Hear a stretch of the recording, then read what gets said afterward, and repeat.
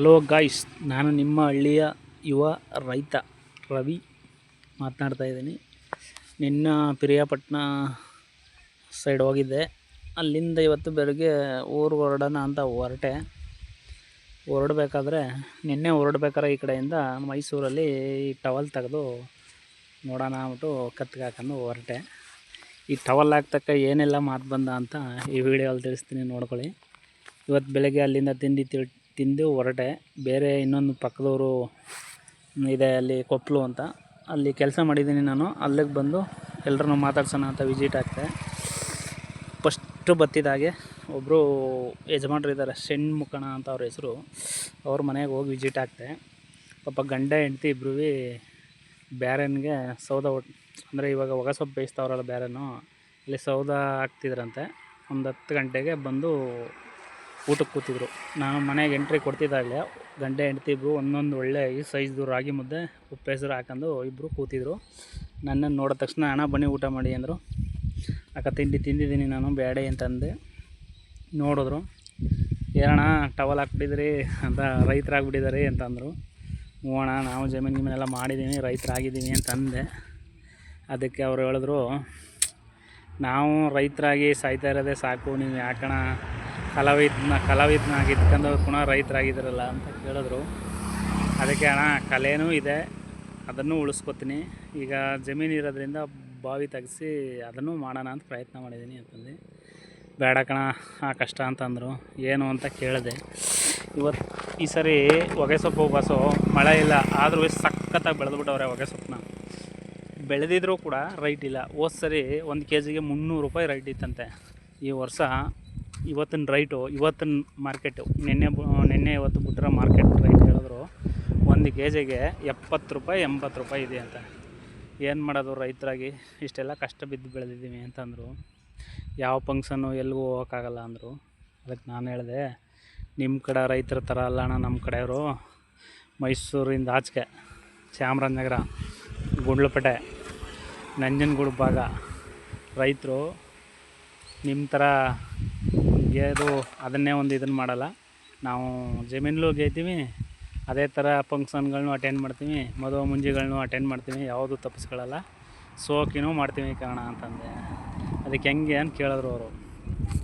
ಅದಕ್ಕೆ ಈಗ ಒಂದು 5 ಎಕರೆ ಅರಿಶಿನ ಹಾಕವ್ರೆ. ನಮ್ಮ ಕಡೆ ಎಲ್ಲ 5 ಎಕರೆ ಅರಿಶಿನ ಹಾಕವ್ರೆ. ಬನ್ನಿ ನೋಡಿ, ಕಳೆ ಕೆಲಸ ಟೈಮ್ಗೆ ಕಳೆ ಕಳಿಸ್ತಾರೆ, ಔಷಧಿ ಹೊಡೆಯೋ ಟೈಮ್ಗೆ ಔಷಧಿ ಹೊಡಿಸ್ತಾರೆ. ಇವತ್ತು 10 ಹೆಣ್ಣಾಳು ಬಿಟ್ಟಿದ್ದೀವಿ ಕಳೆ ಕಳೆಯೋಕ್ಕೆ. ಆದರೂ ಇವತ್ತೊಂದು ಮದುವೆ ಇದೆ, ಅಟೆಂಡ್ ಮಾಡಲೇಬೇಕು ಅಂದ್ರೆ ತಲೆನೇ ಕೆಡ್ಸ್ಕೊಳ್ಳಲ್ಲ.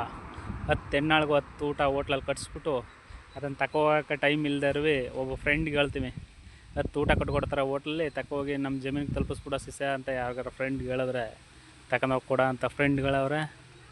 ನಾವು ಗಂಡ ಹೆಂಡ್ತಿ ಹೋಗಿ ಮದುವೆ ಅಟೆಂಡ್ ಮಾಡ್ತೀವಿ, ಫಸ್ಟ್ ಕ್ಲಾಸಾಗಿ ಬಂದೇ ಬರ್ತೀವಿ ಕಣ. ಆ ಥರ ನಾವು ನಿಮ್ಮ ಥರ ಹೊಲ್ದಲ್ಲೇ ಎಲ್ಲ ಜಮೀನಲ್ಲಿ ಗೇಯ್ತೀವಿ, ಗೇಯೋ ಟೈಮಲ್ಲಿ.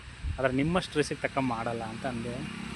ಅದಕ್ಕೆ ಅವರು ಪಾಪ ಅಷ್ಟು ಬೇಜಾರು ಮಾಡ್ಕೊಂಡ್ರು. ಹೊಗೆ ಸೊಪ್ಪು ಬೆಳೆದ್ಬಿಟ್ಟು, ಆದರೂ ಅವರು ಅಷ್ಟೆಲ್ಲ ಹೊಗೆ ಸೊಪ್ಪು ಬೆಳೆದ್ರೆ ಕಾಲು ನೀವು ಬಿದ್ದು ಏಟ್ ಮಾಡ್ಕೊಂಡಾಗ ಕೂಡ ನಾವು ಬರೋಕ್ಕಾಗಲಿಲ್ಲ ಕಾರಣ. ಈ ಹೊಗೆ ಸೊಪ್ಪಿನಿಂದ ಆಡಿ ಯಾರನ್ನೂ ನೋಡೋಕ್ಕಾಗಲ್ಲ, ಅದರಿಂದ ಬರೋಕ್ಕಾಗಲಿಲ್ಲ, ಬೇಜಾರು ಮಾಡ್ಕೊಬಿಡಿ ಅಂತ ಹಾಲು ಕಾಯಿಸ್ಕೊಟ್ಟು ಹಾಲು ಕುಡಿದು ಎಲ್ಲ ಆಗಿ ಮಾತುಕತೆ ಆಗಿ ಹೊರಡಬೇಕಾದ್ರೆ ಮುಂದಿನ ಮನೆಗೆ ಹೊರಡ್ತಾಯಿದ್ದೆ ಇನ್ನೊಬ್ರು ಮಾತಾಡ್ಸೋಕ್ಕೆ. ಪಾಪ ನೋಡಿ 300 ರೂಪಾಯಿನ ಜಾಬ್ಗೆ ತುರ್ಕಿದ್ರು ನೋಡಿ.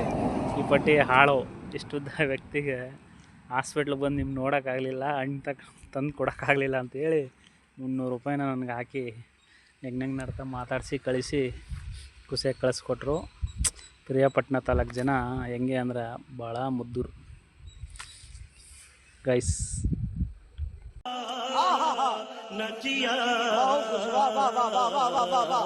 ಅಲ್ಲಿಂದ ಎಲ್ಲ ಮುಗಿಸಿ ಹೊರಡ್ಬೇಕಾದ್ರೆ ಕೊಪ್ಪಲು ಬಿಟ್ಟು ಮುಂದೆ ಈಜಿ ಕೊಪ್ಪಲು ಅಂತಿದೆ, ಅಲ್ಲಿಗೆ ಬಂದೆ. ಅಲ್ಲಿಗೆ ಬರ್ಬೇಕಾರೆ ಪಾಪ BP ಸ್ಲೋ ಆಗ್ಬಿಟ್ಟು ಒಬ್ರು ಲೇಡಿ ಗಂಡ ಹೆಂಡ್ತಿ ಹೋಗ್ಬೇಕಾರೆ ದಾರಿಲೇ ಬಿದ್ದೋಗ್ಬಿಟ್ರು. ನಾನು ಸಡನ್ನಾಗಿ ಗಾಡಿ ನಿಲ್ಲಿಸಿ ಅವ್ರನ್ನ ಸೈಡ್ಗೆ ಎತ್ತು ಮಲಗಿಸಿ ನೋಡಿದೆ. ಸ್ವಲ್ಪ ಬಾಡಿ ಎಲ್ಲ ಕೈ ಹಿಡಿದು ನೋಡಿದೆ, ಕುಳು ಅಂತಿತ್ತು. ಅದಕ್ಕೆ ಅವ ಅಣ್ಣನ ಹೇಳಿದೆ, ಅಣ್ಣ ಸ್ವಲ್ಪ ಎದೆನ ಕಣ ಏನಾರ ಅಟ್ಯಾಕ್ ಥರ ಆಗಿದ್ದರೆ ಸ್ವಲ್ಪ ಇದಾಗುತ್ತೆ ಅಂತಂದೆ. ಆ ಅಣ್ಣ ನಿಜವಾಗ್ಲೂ ಎಂಥ ಪೆದ್ರಿದ್ದಾರೆ ಅಂದರೆ ನೋಡಿ, ಎದೆನ ಹಿಂಗೆ ಕೈ ಹಾಕಿ ಹಿಂಗೆ ಪ್ರೆಸ್ ಮಾಡೋಣ ಅಂತ ನಾನು ಹೇಳಿದ್ರೆ ಅವಣ್ಣ ಎಲ್ಲೋ ಮಣಲ್ಲ ಹೋಗ್ತಾರಲ್ಲ ಹಂಗೆ ಹೋಗ್ತಾನೆ ಅವಣ್ಣ. ಎಷ್ಟು ಎಂಥ ಜನ ದೊಡ್ಡ ಜನ ಇದ್ದಾರೆ ಅಂದರೆ ಪ್ರಪಂಚದಲ್ಲಿ ಯೋಚನೆ ಮಾಡಿ. ಈಗ ಅವರು ಅಪರಿಚಿತ ಲೇಡೀಸು, ನಾವು ಹೋಗೋಕ್ಕಾಗತ್ತಾ? ಇಲ್ಲ ತಾನೆ, ಯಾರೂ ಇಲ್ಲ. ಅವಣ್ಣ ನಾನು ಇಬ್ಬರೇ ಇರೋದು. ಅಣ್ಣ ಎದನ್ನ ಪುಸ್ ಮಾಡೋಣ ನಾನಂದರೆ ಅವಣ್ಣ ಮಣಲ್ಲ ಹೋಗ್ತಾರಲ್ಲ ಹಂಗೆ ಹೋಗ್ತಾನೆ ಗೈಸ್. ಎಂತೆಂಥ ದೊಡ್ಡ ಜನಗಳಿದ್ದಾರೆ ಅಂದ್ರೆ ಆ ವಿಡಿಯೋ ಹಾಕ್ತೀನಿ ನೋಡಿ. ಪಾಪ ಅದು ಪ್ರೆಗ್ನೆಂಟ್ ಲೇಡಿ. ಎಂತೆಂಥ ದೊಡ್ಡ ಜನಗಳಿದ್ದಾರೆ ಅಂದರೆ ನಿಜವಲ್ಲೂ ಪ್ರಪಂಚದಲ್ಲಿ. ಆಮೇಲೆ ಆಂಬುಲೆನ್ಸ್ ಫೋನ್ ಮಾಡೋ ಅಂದರೆ ನಾವು ನಮ್ಮ ಏರಿಯಾ ಅಲ್ಲ, ಎಲ್ಲಿ ಕನೆಕ್ಟ್ ಆಗ್ತದ ಅಂತ ಗೊತ್ತಿಲ್ಲ.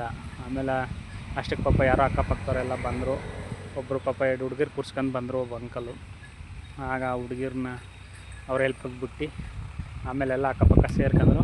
ಅವ್ರನ್ನೆಲ್ಲರನ್ನ ಬಿಟ್ಟು ನನ್ನ ಕಡೆ ನಾನು ಪ್ರಯಾಣ ಮಾಡ್ತಾಯಿದ್ದೀನಿ ಗೈಸ್. ಆದಷ್ಟು ರೋಡಲ್ಲಿ ಏನು ಹೆಲ್ಪ್ ಬೇಕೋ, ಯಾಕೆ ಆ ಪರಿಸ್ಥಿತಿ ನಮಗೂ ಬರುತ್ತೆ, ಅದಕ್ಕೆ ಮಾಡೋಂಥ ಪ್ರಯತ್ನಗಳನ್ನ ಮಾಡಿ ಮೈಸೂರನ್ನ ಈಗ ಹುಣಸೂರು ಕೋಟೆ ಮಾರ್ಗವಾಗಿ ಉಂಬರಗಳಿ ಹಂಪಪುರ ಮಾರ್ಗವಾಗಿ ಊರ ಕಡೆ ಪ್ರಯಾಣ ಮಾಡ್ತಾಯಿದ್ದೀನಿ ಗೈಸ್. ನಾನು ನಿಮ್ಮ ಹಳ್ಳಿಯ ಯುವಕ ರವಿ.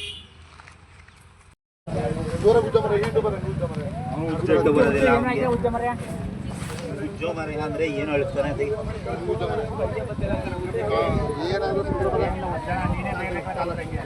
ಗುಡ್ಸು ಹೆಂಗಿರ್ಬೇಕು ನೀನು?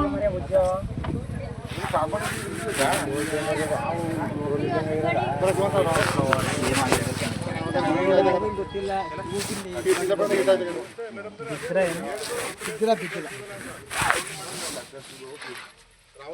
ಬುಜ್ಜಿಂಗೆ ಎತ್ಕೊಂಡು ಕಾಲ ಯಾರ ಫೋನ್ ಎಲ್ಲ ಒಬ್ಬರು ಮಾಡಿ ಎಲ್ಲಾರು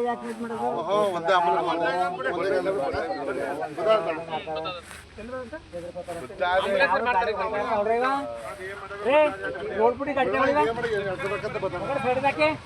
ಹೋಗಕ್ಕೆ ಜಾಗ ಕೊಡಿ.